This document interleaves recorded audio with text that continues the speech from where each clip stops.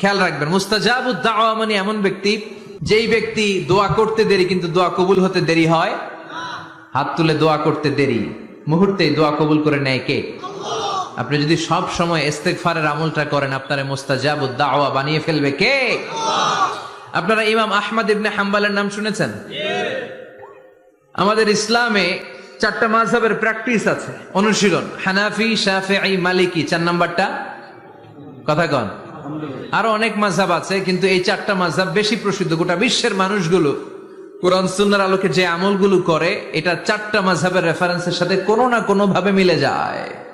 এটার প্রথমটা হচ্ছে হানাফি, দ্বিতীয়টা শাফিঈ, তৃতীয়টা 4 নাম্বারটা সবাই বলেন কি নাম? হাম্বলি। ইমাম আহমদ ইবনে হাম্বল এই মাযহাবের ধারক, বাহক, প্রতিষ্ঠাতা। তিনি ছিলেন জগৎ বিখ্যাত মুহাদ্দিস, জগৎ বিখ্যাত।